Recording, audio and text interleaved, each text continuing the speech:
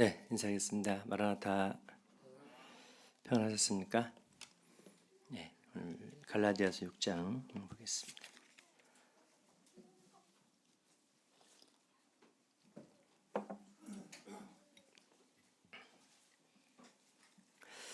네, 6장 6절부터 10절 말씀까지 한 절씩 교독해서 보겠습니다. 가르침을 받는 자는 말씀을 가르치는 자와 모든 좋은 것을 함께하라.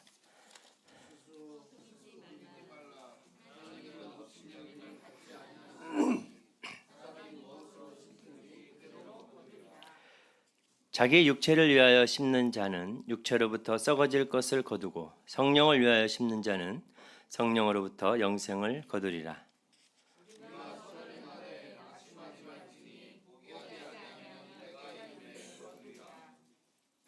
다 같이 읽겠습니다. 시작. 그러므로 우리는 기회 있는 대로 더욱 믿음의 가정들에게 할지니라. 아멘. 네, 오늘 4월 16일입니다. 무슨 날인지는 다 아시죠? 네, 오늘 세월호 사건 11주년 되는 날입니다. 벌써 10년이 훅 하고 지나갔네요. 전 그날 아침 일을 아직도 기억하고 있는데 출근을 해서 뉴스가 떴길래 배가 침몰했는데 다 구조되었다 이렇게 뉴스가 떴어요. 그래서 별일 아니구나 그랬는데 나중에 보니까 큰 사고로 이어졌던 것을 보게 됩니다. 그래서 오늘이 무슨 날이냐면 국민 안전의 날입니다. 이 사건 때문에 만들어진 우리나라를 안전을 점검하는 날이 지정되기도 했던 날이기도 합니다.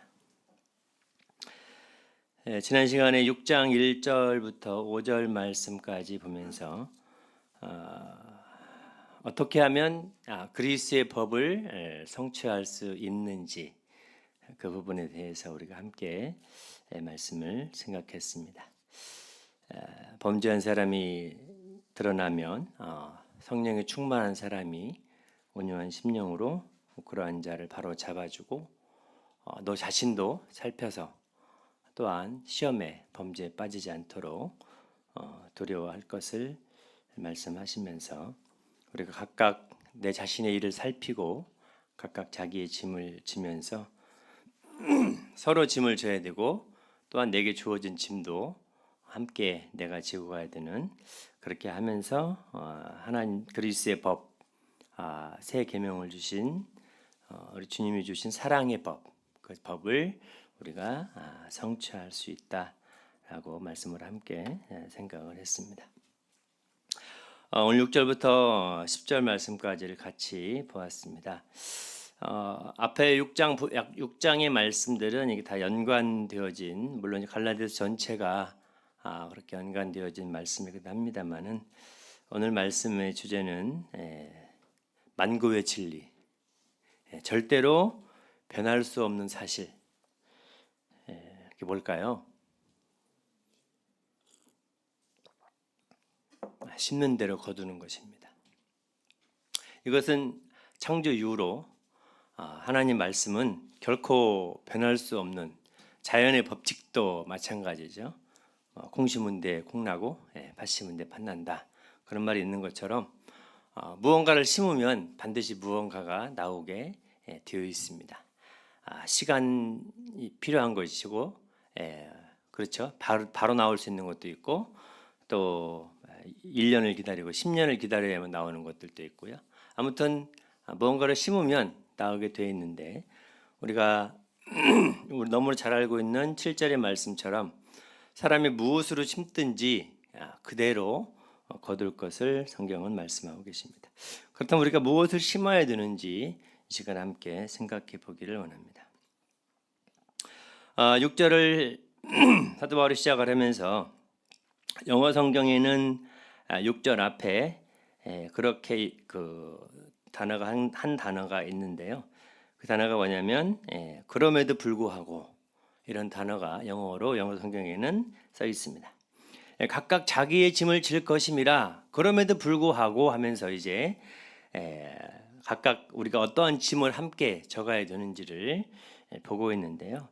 6절 말씀에서 가르침을 받는 자와 말씀을 가르치는 자를 비교하시면서 그 두 사람에게 함께 말씀하시는데 6절 말씀에 보면 이 말씀을 누구한테 하는 말씀 같아요? 가르침을 받는 자에게 하시는 말씀 같아요? 말씀을 가르치는 자에게 하시는 말씀 같아요?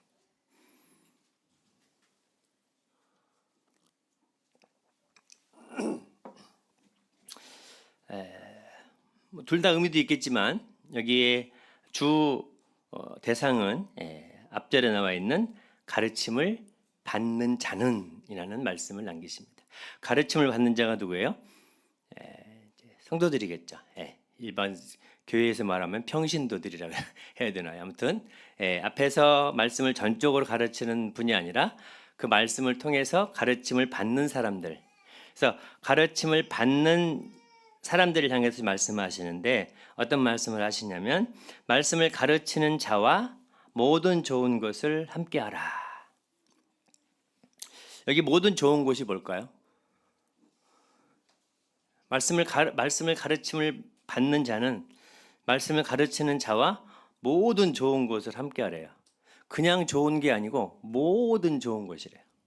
여기 모든 좋은 것은 무엇을 가리키는 걸까요? 성경은 여기에서 무엇라고 말씀하시는지 한번 보겠습니다. 로마서 15장을 잠깐 보겠습니다.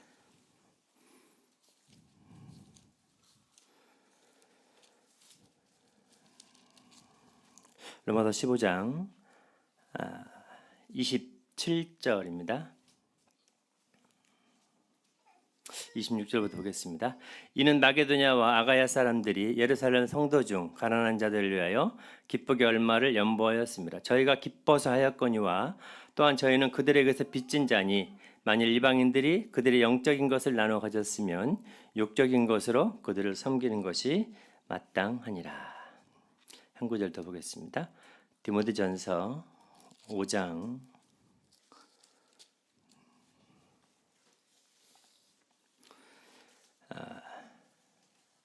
17절과 18절을 보겠습니다.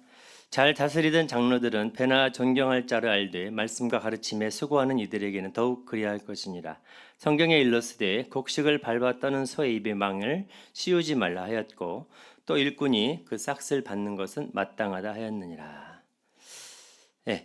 성경이 여기서 말씀하고 계시는 것은 무엇을 말씀하고 계시는가요? 모든 좋은 것을 함께 나누라는 이 부분은 말씀 속에서 영적인 것을 너희가 받았으면 너희도 육적인 것도 함께 나누는 것이 마땅하다라고 성경 우리에게 말씀하고 계십니다. 이스라엘 사람들이 유대인들이 이제 내는 세금이 많습니다. 우리는 보통 교회 주님을 섬겨갈 때 기본적으로 우리는 이제 11조 생활을 하죠. 하는데 물론 이제 10의 2도 하시는 분도 있고 3도 하시는 분도 있습니다만은 믿음에 따라서 유대인들이 그들이 이제 성전에서 섬길 때 그들이 내는 세금들은 우리도 훨씬 많습니다. 제가 이제 다 조사는 해보지 못했지만 거의 한 기본 10을 거두면 3을 이제 여러 가지 이유로 그렇게 이제 뭐 레위인이나 제사장이나 그들이 이제 살아가야 되는 그런 것들이 있잖아요. 그런 것들을 이제 성전세나 이런 것들을 통해서 보통 10을 거두면 약 3, 최소 3 정도를 이제 새로 내는 그와 같은 이제 책에 기록된 내용들을 이제 본 기억이 있습니다. 그래서 이 모든 좋은 것을 함께 하라는 것은 성도들이 이제 함께 주고 말씀을 받았으면 그 말씀을 받은 것에 대해서 영적인 것을 받았으면 육적으로 서로 나누는 것이 마땅하다라고 성경은 우리에게 말씀하고 계시는 것을 보게 됩니다. 구원받은 성도들은 무엇을 먹고 자랍니까? 무엇을 먹고 자라요? 말씀을 먹고 자랍니다. 그리스도인은 무엇으로 구원받습니까? 말씀으로 구원받죠. 말씀으로 구원받고 그 다음에 말씀으로 성장하고 말씀으로 성숙해지고 그다음에 말씀으로 교제하고 말씀으로 살아가는 말씀으로 시작해서 말씀으로 살아가는 사람들이 성도들입니다. 근데 말씀을 제대로 먹지 못하면 어떻게 돼요? 말씀을 먹지 못하면 고린도 교회 성도들의 모습처럼 됩니다. 우리 고린도전서 3장을 잠깐 보겠습니다. 잘 아시는 말씀인데요. 3장 2절 3절 보시면 내가 너희를 젖으로 먹이고 밥으로 아니하였노니 이는 너희가 감당하지 못하였음이거니와 지금도 못하리라. 너희는 아직도 육신에 속한 자로다. 너희 가운데 시기와 분쟁이 있으니 어찌 육신에 속하여 사람을 따라 행함이 아니리요. 그런데 꽤 많은 문제들이 있었죠. 사도 바울이 그들을 이제 훈계하고 가르치면서 그들을 하나님 말씀으로 이제 밥으로 이제 먹여야 되는데 아직 밥을 먹이지 못해서 어린 아이처럼 저주로 먹여야 되는 그러한 모습들을 보면서 그 이유 중에 하나가 너희가 아직도 너희 가운데 시기가 있고 분쟁이 있다. 이런 것이 있는데 너희가 어찌 육신에 속한 사람이 아니겠느냐라고 말씀하고 있는 것을 보게 됩니다. 갈라디아서 5장 6장을 쭉 계속해서 읽어가다 보시면 육체라는 단어와 성령이라는 단어가 반복해서 많이 나오고 있는 것을 보게 됩니다. 그래서 영에 속한 사람은 영적인 사람은 성령을 따라 살아가는, 그러나 육에 속한 사람은 육에 속한 육체의 일을 할 수밖에 없는 그러한 모습들을 보여주고 있습니다. 보통의 이제 성경 해석가들은 이 구절을 이제 우리가 이 6절의 이 말씀의 구절을 그 사역자나 이제 목회자를 후원해야 되는 그런 부분에 그 회중을 향해서 이렇게 가르치고 있는 모습들을 보게 됩니다. 신약 성경에는 여기에 대해서 정확하게 뭐라고 표현할까요? 우리 흔히 말하는 전임 사역자들 있잖아요. 전임 사역자들의 그분들도 생활을 하셔야 되잖아요. 그분의 생활비가 필요한데 거기에 대해서 성경은 이제 뭘 정해놓고 이렇게 해라 그런 부분이 없어요. 성경은 우리에게 뭐라고 말씀하셨어요? 가르침을 받는 자는 가르치는 자와 모든 좋은 것을 함께 하라 이렇게 기록해 놓으셨어요. 그래서 이제 우리가 그 말씀을 통해서 참 조심해야 될 부분은 물론 이제 그 상황에 따라 달라질 수도 있겠지만 그 가르치는 자들은 양들을 잘 돌아보고 잘 먹이고 잘 돌보아주고 이제 이끌어주고 그렇죠? 그렇게 해야 되는 거고요. 가르침을 받는 자들은 이제 어떻게 해야 됩니까? 그 가르치는 자들과 함께 자기가 거둔 것들을 함께 나누는. 그래서 사도행전에 가보면 초대교회 때 모습이 어때요? 다 함께 모여서 그렇죠? 초대교회 2장의 모습이 어때요? 다 함께 모여서 공동체 생활을 한 거죠. 다 같이 벌고 많이 벌었든 조금 벌었든 함께 모인 그 사람들이 그 안에서 나오는 것으로 함께 먹고 함께 나누고 그렇게 했던 것이죠. 예를 들어서 제가 한 달에 200을 벌든 형님이 한 달에 500을 벌든 어떤 형제님은 한 달에 100을 벌든 그 돈을 벌든 돈 다 한꺼번에 모아가지고 똑같이 공동 분배하고 이제 거기에 대해서 관하는 사람들을 돕고 구제하고 이런 것들을 했었던 것이죠. 처음에. 그래서 이것도 나중에 분쟁이 생기니까 따로 집사들을 세우고 그 재물을 관리하는 일들을 맡기고 그 분쟁이 생기지 않도록 성령이 충만한 7 집사를 세우고 그 부분을 관리하고 사도들은 말씀 전하는 일과 기도하는 일을 우리는 전무하겠다 하고 선언했던 것을 보게 됩니다. 근데 재물을 관리하고 재물을 사용하는 데 있어서 굉장히 주의 깊게 그들이 행동했던 것을 이제 보게 되는데요. 이 가르침을 받는 자들은 가르치는 자들을 향해서 행해야 되는 것이 이것이 어떤 짐이라고 생각하면 굉장히 짐이 되겠지만 이것이 하나님께서 주신 어떤 특권이라고 해야 되나요? 권리, 하나님께 복을 받을 수 있는 권리, 하나님의 은혜를 더 누릴 수 있는 그러한 권리다라는 것들을 보게 됩니다. 그렇다면 하나님께서는 왜 가르치는 자들을 세우셨을까요? 가르치는 자들은 누구일까요?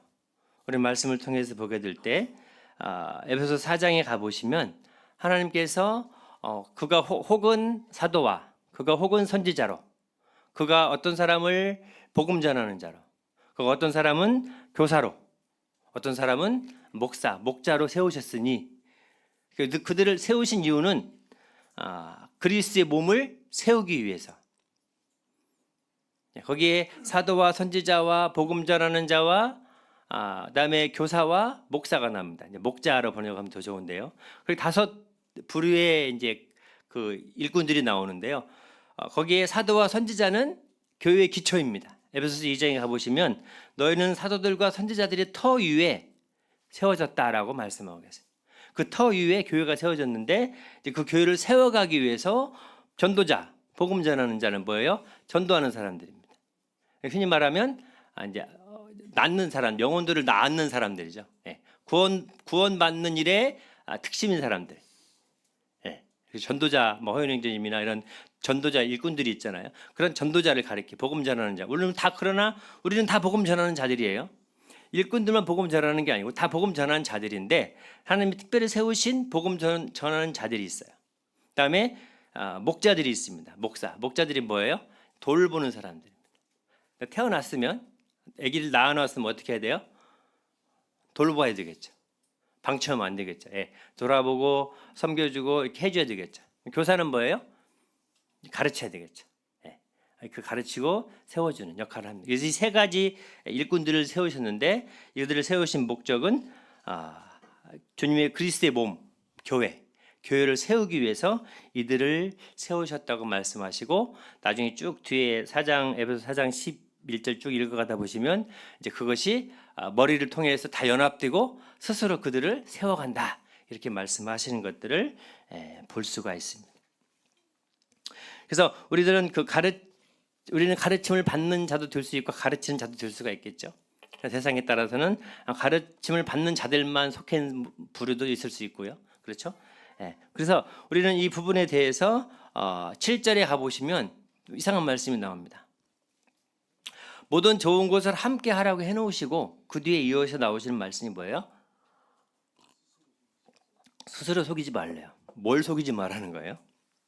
스스로 속이지 말라. 다른 성경에 보면은 자신을 속이지 말라. 네가 행해야 될 것들, 그것을 나와는 상관없어. 나는 그런데 이렇게 스스로 자기를 속이는.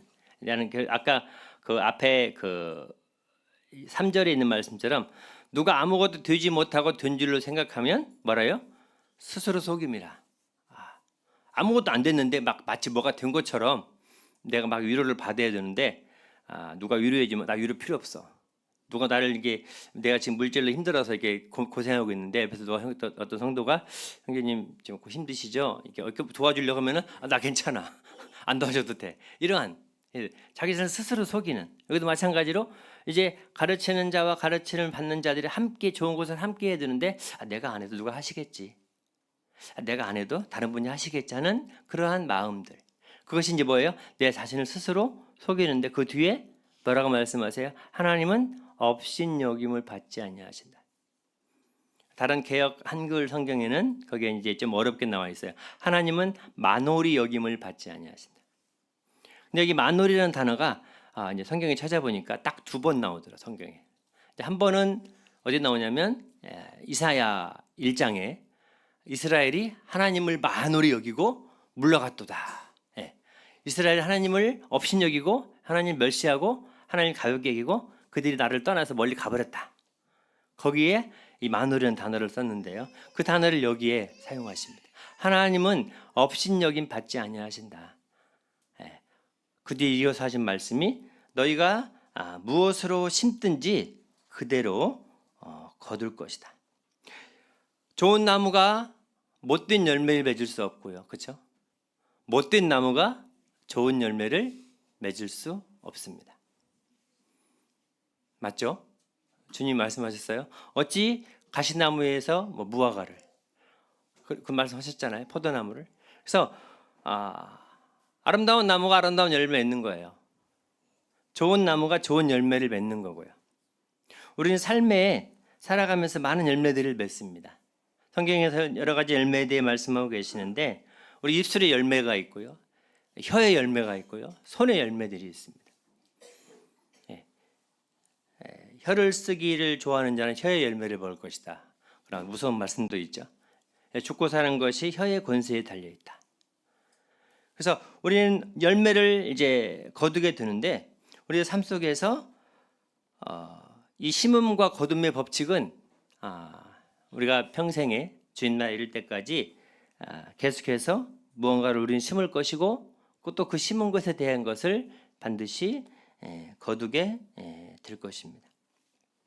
여기에서 7절에 스스로 속이지 말라. 하나님은 업신여김을 받지 아니하시나니 사람이 무엇으로 심든지 그대로 거두리라. 여기 이 말씀을 가지고 어떤 분은 이제 성도들을 향해서 경고를 하고 있는데 그분이 어떻게 말씀을 하셨냐면 성도들의 인색함에 대해서 경고하고 있다.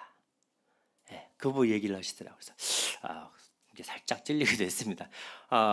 사실은 우리가 이 땅에 살아가면서 우리 이중 국적자잖아요. 하늘에 시민권이 있고 이 땅에 시민권이 있는데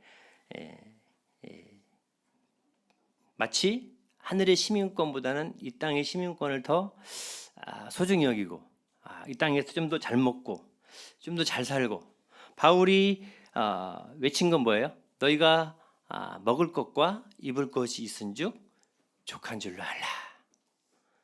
그렇죠? 먹을 것과 입을 것이 있은즉. 뉴스에 간혹 아프리카 구호 요청 광고들이 많이 나옵니다. 유니세프 이런 거 뭐 구호 월드 비전을 통해서 뉴스 중간 중간에 그 막 어린아이들 물이 없어서 막 그 흙탕물을 마시고 병들고 바짝 마른 아이들을 보면서 그들을 향한 구호 요청들을 이제 하고 있는 것들을 이제 보게 돼요. 그런 거 보시면 어떤 생각이 드세요? 그렇죠. 네. 내가 만 원을 헌금한다 한들 이 만 원이 저희들에게 무슨 유익이 있을꼬 그런 생각이 들기도 하고 가끔씩은. 네. 그래서 우리가 내 자신이 조심해야 될 것은 뭐가 있냐면 내가 하지 아니하면 누군가 다 하겠지라는 그러한 어떤 안일한 생각들이 우리 안에 들어와 있을 수가 있는데요. 또한 갈라디아 성도들의 영적인 삶에 대해서 경고하고 있는 근본적인 그들의 태도에 대해서 경고하고 있는 그러한 말씀이며 또한 이와 같은 부분들에 대해서 이 시대를 살아가는 구원받은 성도들 한 사람 한 사람을 향해서 우리가 정말 내가 무엇으로 심든지 그대로 거둔다는 사실을 우리가 잊어버리면 안 된다는 사실을 우리가 기억하게 됩니다. 이제 그 본질적으로 무엇을 심어야 될지 이제 8절에 말씀하고 계시는데요. 자기의 육체를 위하여 심는 자는 육체로부터 썩어질 것을 거두고 성령을 위하여 심는 자는 성령으로부터 영생을 거두리라. 무엇으로 심든지 그대로 거두는데요. 갈라디아서에는 육체라는 단어를 씁니다. 육체. 로마서에 가면 육신이라는 단어를 씁니다. 육신.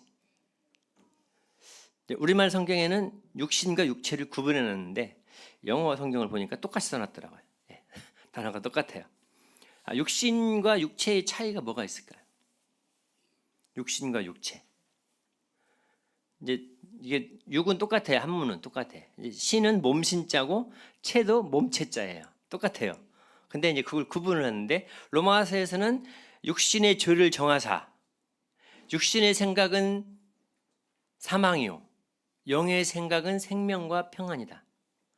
그래서 좀 생각을 해봤는데 육신은 이제 근본적인 어떤 죄, 근본적인 생각.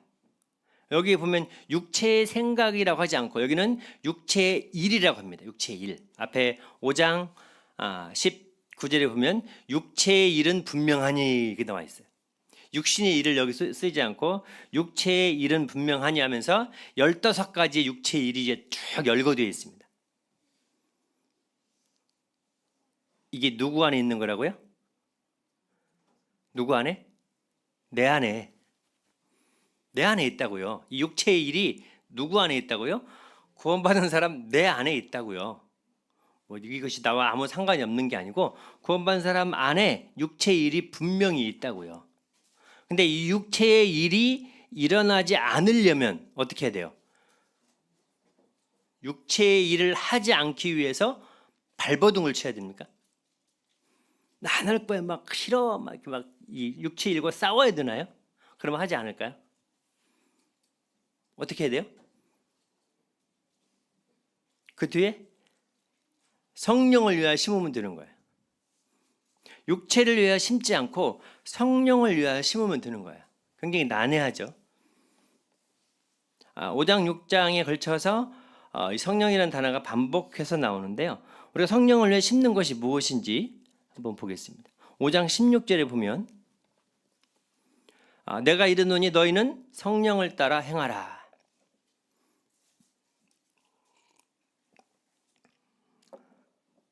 성령을 따라 행하래요. 개역 한글에 보시면 성령을 좇아 행하라 해서 성령을 따라 행하라는 것은 뭐냐면 성령을 따라가라. 다른 말로 표현하면 말씀을 따라가라. 말씀과 성령은 뗄 수 없는 겁니다. 하나라고 보시면 돼요. 말씀과 성령은 떼는 게 아닙니다. 떨어져 있는 게 아니고 함께 있는 겁니다. 말씀으로 구원받죠? 말씀으로 구원받는 사람 안에는 누가 들어오세요? 성령님이 들어오시잖아요. 그래서 성령을 따라 행하라는 것은 성령을 따라가라. 성령을 쫓아가라. 말씀을 쫓아가고 말씀을 따라가라. 그러면 뭐라고요? 육체의 욕심을 이루지 아니한다. 그 성령을 심는 겁니다. 그 성령을 위하여 심는 거예요. 성령을 따라가고 성령을 쫓아가면 육체의 욕심이 이루지 않습니다. 18절에 또 한 번 나옵니다. 거기 뭐라고 나옵니까? 너희가 만일 성령의 인도하시는 바가 되면 성령의 인도를 받으래요. 성령의 인도를 받으래요. 아까는 성령을 쫓아가래요. 성령을 따라가고 이제는 뭐예요? 성령의 인도를 받아가래요. 시편 119편 105절 말씀 잘 아시죠? 주의 말씀은 내 발의 등이요 내 길의 빛이니이다. 그게 뭐예요? 말씀의 인도를 받는 거예요. 말씀을 따라가고 말씀의 인도함을 받는 거예요. 그럼 뭐예요? 율법 아래 있지 않는데요. 율법 아래 있지 않습니다. 은혜 아래 있습니다. 성령의 은혜 아래 있는 사람들입니다. 성령의 인도하심 바대로 살아가는 사람에는 은혜 아래, 은혜를 따라가는 사람들입니다. 다음 25절 또 한 번 나옵니다. 만일 우리가 성령으로 살면 또한 성령으로 행할 것이다. 이게 다 다른 말이 아니에요. 같은 말들입니다. 성령을 쫓아가는 거, 성령의 인도를 받는 거, 성령을 따라 사는 거, 이게 다 뭐예요? 성령을 위하여 심는 것들. 그죠? 내가 육체의 일을 안 하기 위해서 발버둥 치고 막 그거 싸우는 게 아니고 성령의 인도를 받으면, 성령을 쫓아가면 이 육체의 일은 어떻게 돼요? 자연스럽게 물러가는 거예요. 빛이 들어오면 어둠은 어떻게 돼요?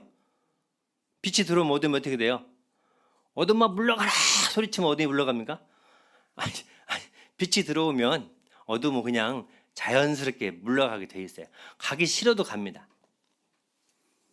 그 옛날에 봤던 그 철이의 마음이라는 책이 있는데요. 거기 철이의 마음에 있는 책이 그림이 있어요. 그림이 제가 갖고 올라다가 이제 안 갖고 왔는데 거기 보면 그 본래 자연인 상태에서 사람의 마음인데요. 태어났을 때 말씀을 받지 못할 때 빛이 들어오기 전에 그 마음의 상태를 보여주는 그림이 있는데 그 안에 마귀와 여러 짐승들의 그림들이 나와요. 뱀, 호랑이, 두꺼비, 개구리, 돼지, 염소 막 이런 사람 안에 들어있는 이 고집스러운 이 죄악들, 그 죄악들의 마음들이 들어와 딱 꽉 차 있어요.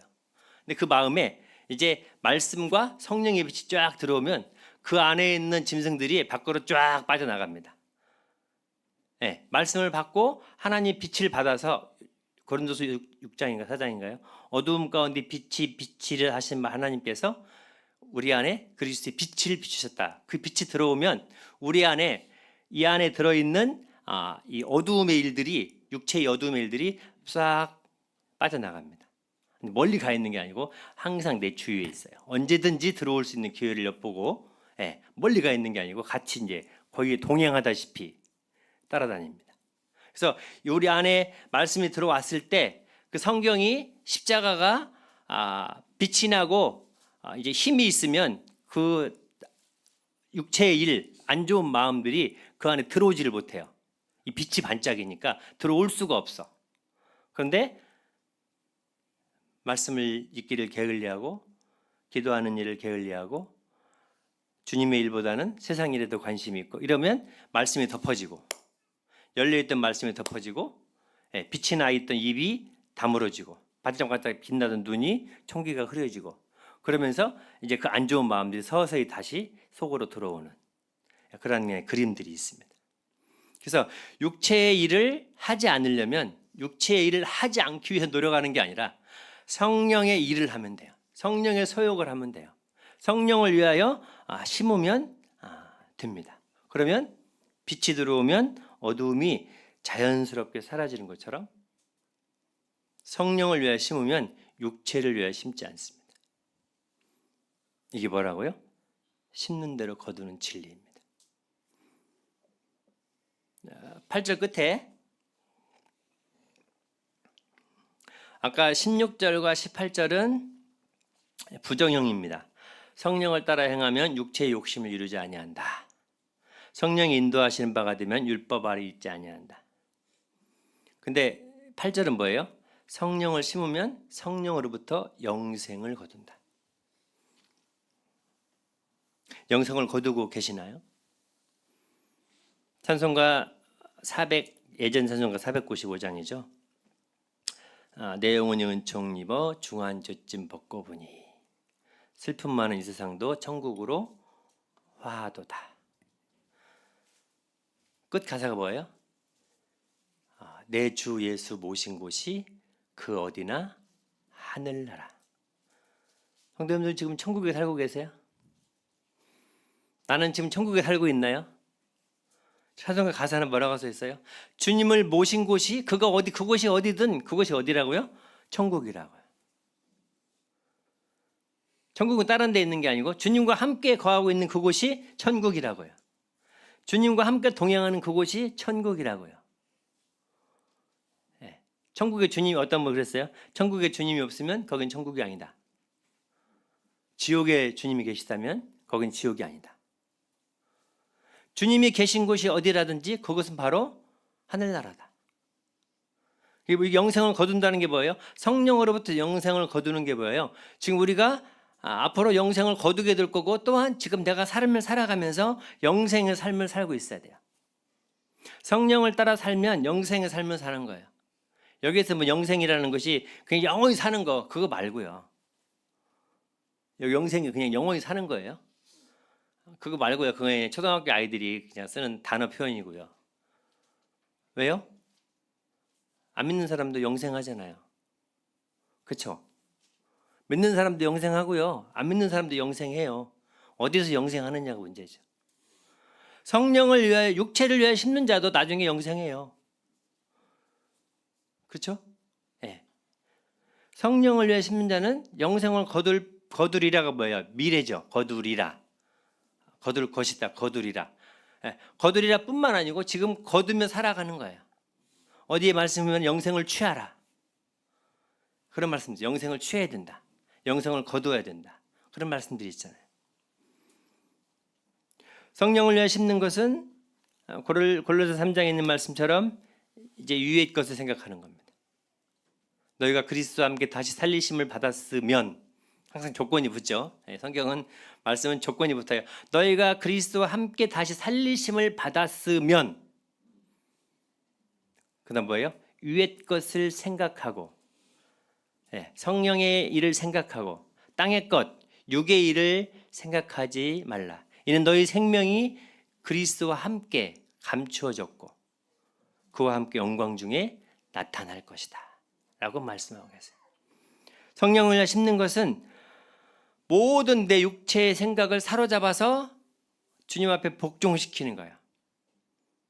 그분 앞에, 그분의 말씀 앞에 나를 복종시켜 엎드리는 겁니다. 성령을 위해 심는 것은 미가서 6장 8절에 있는 말씀처럼 겸손히 하나님과 동행하며 살아가는 삶입니다. 이 사람은 현재 영생을 즐길 뿐만 아니라 이 사람은 그냥 잔치합니다. 날마다 천국이에요. 누구를 모시면, 주님을 항상 내 곁에 모시고 살면, 항상 성령을 위하여 살고 성령을 위하여 심고 성령을 따라 살아가는 삶은 어때요? 육체의 일이 근접할 수 없어요.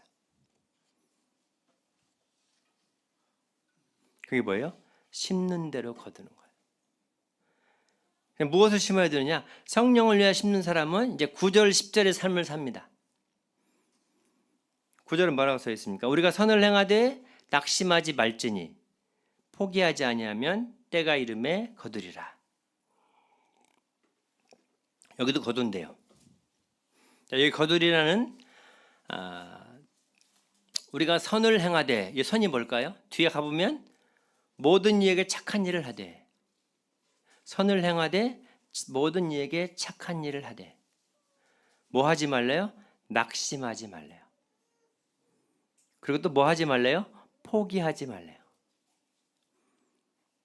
왜 낙심하죠? 뭔가 빨리 결과가 안 나타나면 우린 낙심합니다.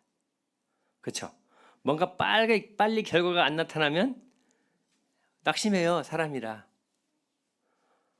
농부가 뭘 심으면 그 심은 것이 열매가 나올 때까지 시간이 필요해요. 다 달라요. 작물마다 다르고. 어떤 건 10년이 지나야 얻을 수 있는 귀한 것도 있고, 산삼이나 이런 것들은 막 아무튼 많이 숙성되고 묵어야 되죠. 시간의 맛이라고, 시간의 비밀, 시간의 맛. 어쨌든 시간이 들어가야 돼요. 근데 시간이 들어가는데도 뭐가 안 나타나. 제일 힘든 농사가 자식 농사라고 그러는데, 그렇죠? 사람을 상대하는 농사가 참 힘들죠. 특히 전도할 때, 영혼들을 구원하기 위해 전도할 때 길어지면 낙심하죠. 지금 구원 안 시켜주시네. 거꾸로 들여다봐야 됩니다. 내가 그 영혼을 구원하기 위해서 얼만큼 기도했는지, 얼만큼 눈물을 흘렸는지, 얼만큼 관심을 가졌는지, 거기에 쏟아붓는 시간과 물질이 얼만큼 들어갔는지, 그건 별로 없으면서 그냥 기도만. 물론 기도해야죠. 기도하지 말라는 소리가 아닙니다. 기도해야 됩니다. 그러나 기도할 뿐만 아니라 거기에 대해서 관심을 가지고 투자를 하고, 불의의 재물 친구를 삼으라고 하신 것처럼 거기에 심어야 됩니다. 그리고 더 중요한 건 포기하지 않는 거죠. 그럼 어떻게 해요? 때가 이르면, 이 때는 언제일까요? 때가 언제예요? 잠시 후면. 잠시 후면요. 잠시 후가 언제예요? 우리가 주님 만나면. 아직 멀었는데. 그런가요? 주님 만나면 상 주신다고, 이 상 주신다고요? 내가 지금 20대인데 앞으로 60년은 기다려야 되겠네. 그런가요? 언제 갈지 알고요. 알 수 없죠. 때가 이르면 거둘 것입니다. 우리는 잠시 후면, 시간이 긴 것 같지만 우리는 잠시 후면 그리스도의 심판대 앞에서 상급의 심판을 받기 위해서 설 것입니다. 거기 보면 고린도서 5장이죠. 각각 그 몸이 행한 대로 받으리라 했어요. 마음 먹은 대로 받는 게 아니고 각각 그 몸이 행한 대로 받으리라. 두 가지. 선을 행할 때 낙심하지 마세요. 사단이 쓰는 가장 쉬운 도구, 쉬우면서 치명적인 도구, 성도를 낙심케 합니다. 그래서 성도가 성도에게 낙심케 합니다. 형제님, 자매님 그럴 줄 몰랐네. 성도가 성도를 낙심케 만듭니다. 사탄이 잘 쓰는 무기예요. 그런데도 여전히 걸려요. 그 낚시에. 우리가 흔히 말하죠. 성도는 믿음의 대상이 아니고 사랑의 대상이라고 말을 많이 하는데, 그 성도를 바라보면서 낙심하거나 실망하지 마세요. 낙심할 거 없어요. 실망할 필요도 없고요. 그렇죠? 어떻게 해야 돼요? 사랑해야 돼요. 서로 짐을 도와주고 짐을 들어주고, 사랑해야 됩니다. 낙심하지 말고 또 포기하지 마세요. 언제까지요? 될 때까지. 만약에 내가 주님 만나는 데가 안 됐어요. 그럼 내 책임이에요? 내 책임 아니죠. 그분은 선하시기 때문에 선하신 그분이 선하심 가운데 그분의 선하신 시간에 그분의 선하심으로 이루실 거예요. 그분이 이루시는 거예요. 내가 이루는 게 아닙니다. 너희 속에 착한 일을 시작하신 이가. 그렇죠. 거기서 착한 일이 또 나오네요. 너희 속에 내 안에 착한 일을 시작하신 그분이 그리스도 예수의 날까지 이루실 줄을 누가 이루어요? 내가 이루는 게 아니고 그분이 이루어가는 거예요. 나는 뭐 해야 돼요? 성령을 위하여 심는 역할만 하면 돼요. 어떤 분이 그러시더라고요. 우리는 말씀만 심으면 됩니다. 우리는 말씀만 심으면 돼요. 말씀을 심는다는 게 뭐예요? 말씀을 읽고 말씀을 외우고 말씀을 순종하고 말씀을 심는 거잖아요. 그것만 하면 돼요.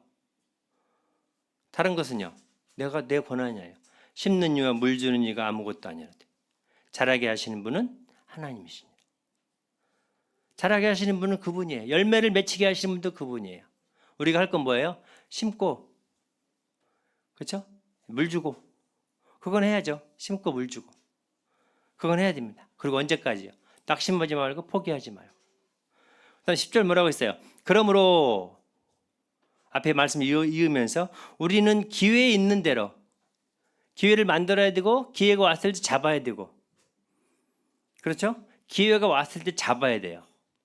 그 유명한 예화 있잖아요. 기회라는 것이 뭐 동상이 하나 서 있는데 앞에는 머리가 많이 달려 있는, 옆에는 날개가 달려 있고 뒤는 대머리. 그래서 기회가 왔을 때 잡지 못하면 휙 지나갔는데 다음에 못 잡아. 잡을 게 없어. 날개처럼 확 지나가 버립니다. 그래서 여기에 그러므로 우리는 기회 있는 대로 누구에게요? 모든 이에게.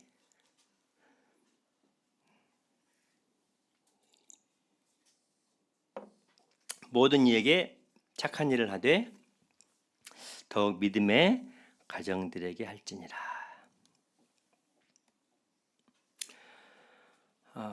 어떤 한 소년이 꿈을 목표를 가지고 이제 저 책상 앞에 온 세상을 사랑하자 하고 이제 딱 책상 앞에 딱 붙여놓고 나는 앞으로 온 세상을 사랑하는 사람 되겠습니다 하고 표를 걸쳐놓고 쓰면서 있는데 문제는 옆집에 있는 철이를 미워하는 거예요. 말이 돼요? 온 세상을 사랑하지 해놓고 내 옆에 있는 옆집의 친구 누구를 용서할 수 없는 거예요. 그게 뭐예요? 그건 돼야 안 돼요? 될 수가 없죠. 여기 보면 뭐라고 써 있어요? 그러므로 우리는 기회 있는 대로 모든 이에게 착한 일을 하되 더욱 믿음의 가정들에게 할지니라. 성경에 보시면 내 이웃을 내 몸처럼 사랑하는 말씀이 있습니다. 그 이웃이 누구예요? 내 이웃을 내 몸처럼 사랑하라. 제 이웃은 누구일까요? 누구예요? 제 이웃은 제 아내. 첫 번째 이웃, 그렇죠? 두 번째 이웃은 누구예요? 자식들. 세 번째 이웃은 누구예요? 형제간들, 친족들. 그렇죠? 점점 그렇죠?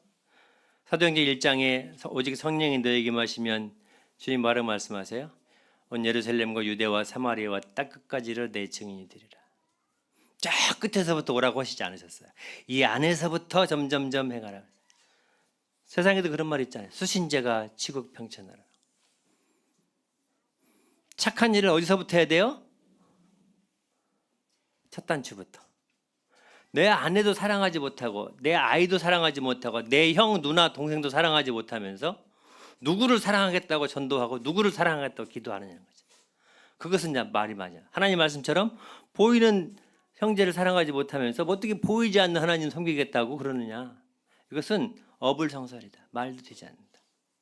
그래서 이제 우리는 기회에 있는 대로 모든 이에게 착한 일 대상은 모두 다예요. 착한 일 대상은 따로 구분되어 죄인이든 악인이든 간에 모든 사람이 다 착한 일 대상이에요. 어디부터요? 믿음 안에서 가장들로부터. 여기서부터. 예? 교회 성도들과 불협화음이 있으면서 다툼이 있으면서 미움이 있으면서 다른 회사 동료를 사랑하고 그게 될까요? 물론 되겠죠. 그러나 그것은 순서가 맞지 않아요. 우리는 뭐예요? 주님 몸이잖아요. 한 몸이잖아요. 한 몸.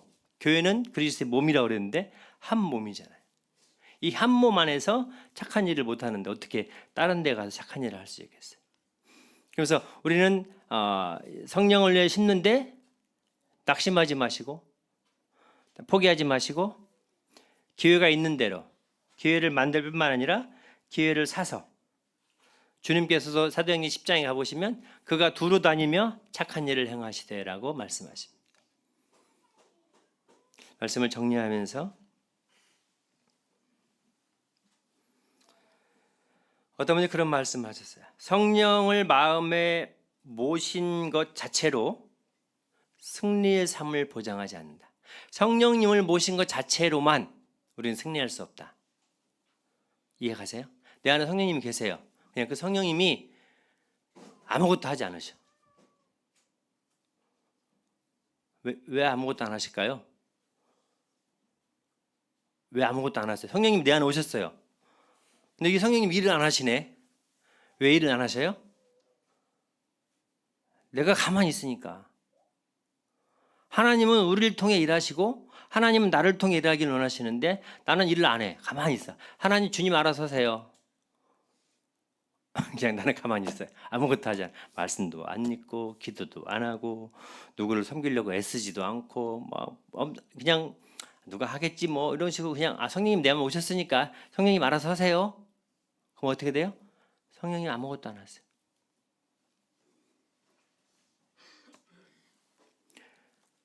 사랑의 본질이 뭘까요? 사랑의 본질?